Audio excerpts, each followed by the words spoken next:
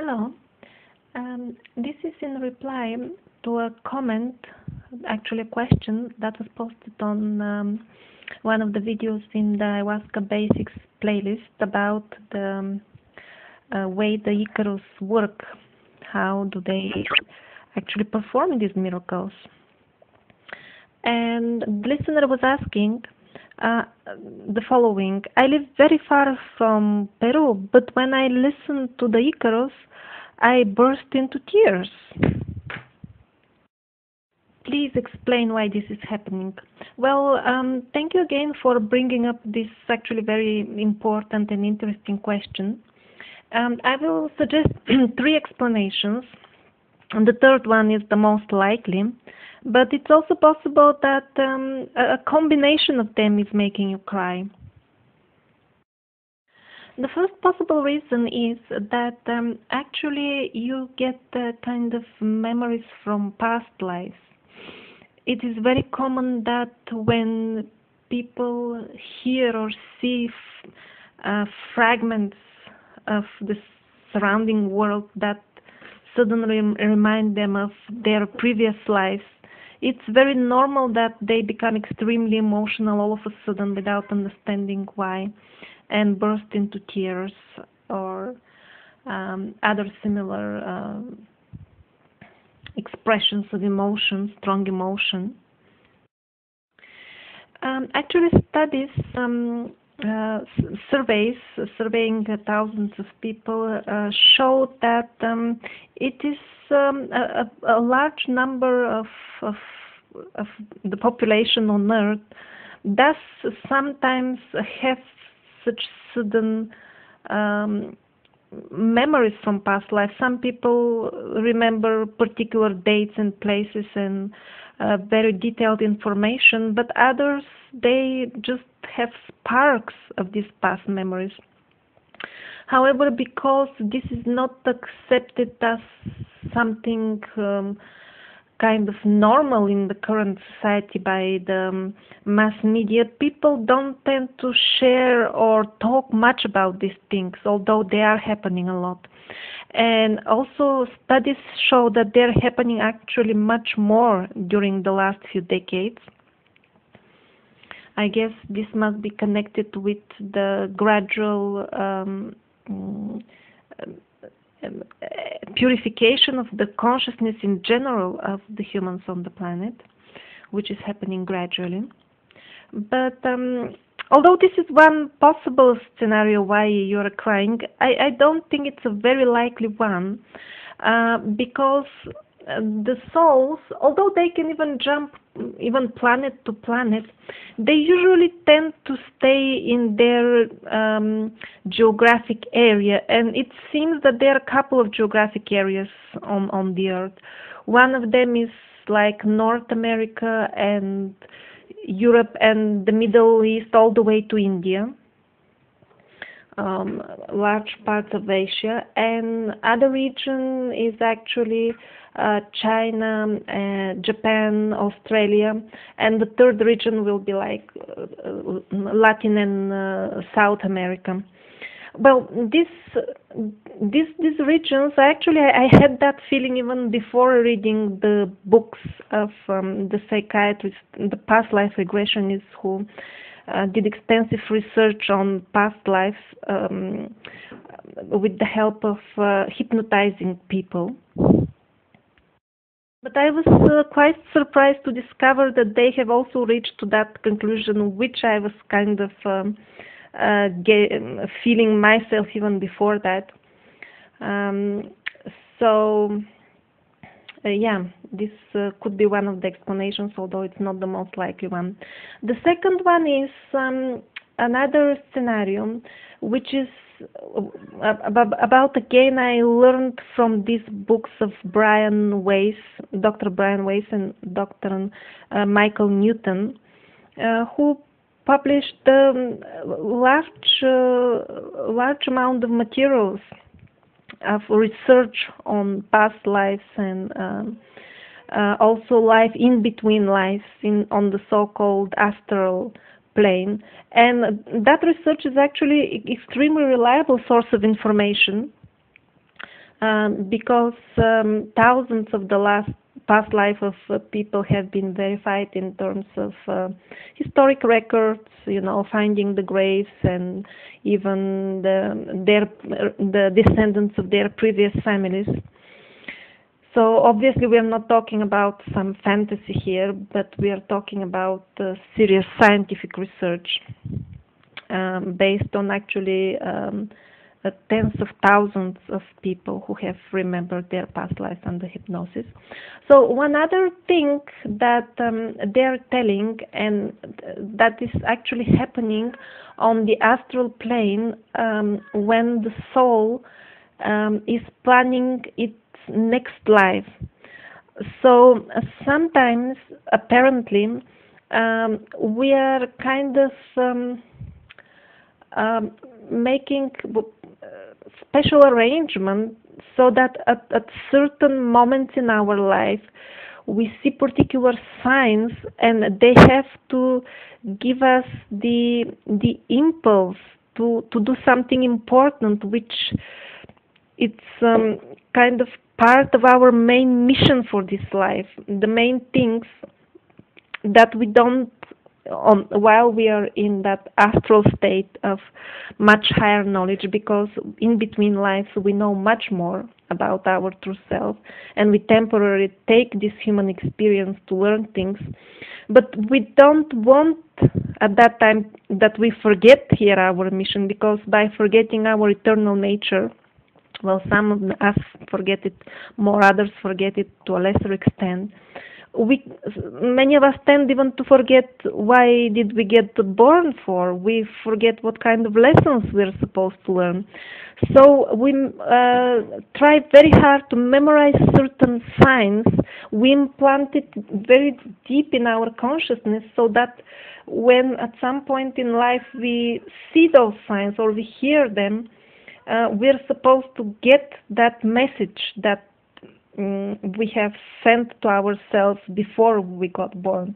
So I'm not saying this is extremely likely, but it is a possibility that when you were planning your particular life, this life, you selected this as a science, the icaros as a science, to kind of wake you up. I don't know what is the exact message. The exact message may not be that you have to go and drink ayahuasca as soon as possible, or it may not be that you have to drink ayahuasca at all. It could be that you can turn to guidance, for spiritual guidance towards these very ancient practices, like ayahuasca or others. I don't know what is the particular message. It could be anything for you to discover. Okay, and the third and most likely reason for which you are bursting into tears when you hear the icaros is actually that your Bhakti-yoga is not yoga, only Bhakti is getting awakened. I'm using again term from yoga because in our modern society we don't even have special words for these things. And in the Ayahuasca, the tribal culture, they don't even have words for philosophy anyway. So I'm kind of forced to use terms from the Eastern spiritual realm for the simple lack of any other. So what is Bhakti-yoga? It is usually called the yoga of devotion. And some people who do not have deep understanding of it may say that it is for sentimental people who do not have intellectual capacity to understand deep philosophy. But this is not at all the case, nor is the case presented by some others who claim that Bhakti means devotion and love towards specific deity. And it always happened to be their chosen deity, and usually such people will refer to quotes of the ancient books proving that, doing that doing worship of their specific deity is the highest form of yoga, and so on and so on.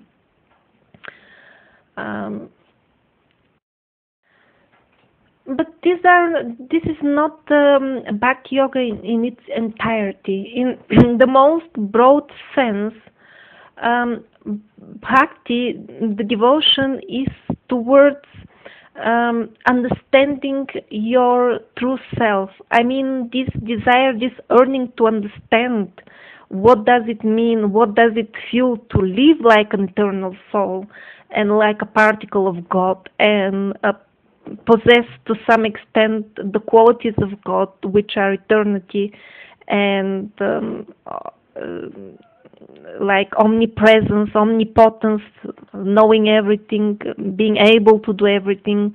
I mean, we do possess these qualities. It's just a question of developing it. So the strong desire to understand ourselves, our true nature, this is the real Bhakti. And yes, once we understand our true nature, maybe in the future, if we're very lucky, we can get to know even the Creator. But just emotion towards some deity without having even met the deity, this is not true Bhakti yoga. So as this Bhakti develops in us, there are some external things that can sometimes appear, and bursting into tears is one of them. And it can happen when we get into contact with some sort of energy, or it can be even a material object, or in this case an icaro, or any other spiritual music, that in a particular way touches us very deeply, makes us kind of turn our attention to our real self, turn our attention to this quest on conscious or subconscious level. And in such moments it is very natural to burst into tears or other things to happen. I will leave a web link in the description of this video to a website, a very nice website, where the genuine yoga of India is described as it is. It's really a large collection of articles about yoga. Highly recommend it. Really the best yoga website I have seen on the internet. Over there, those who want to learn more about Bhakti or any other type of yoga can do that, including Tantra.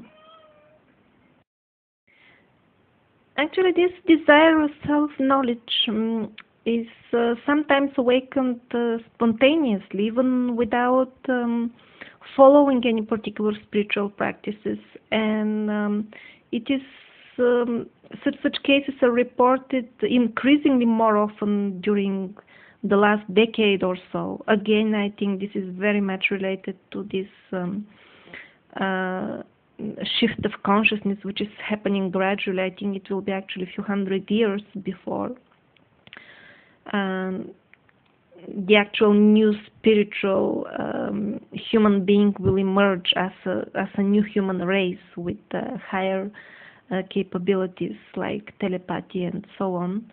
But since we are at the dawn of such things, many people will awaken, will start experiencing awakening in different ways, on different levels, and spontaneous awakening of Bhakti will be definitely one of them.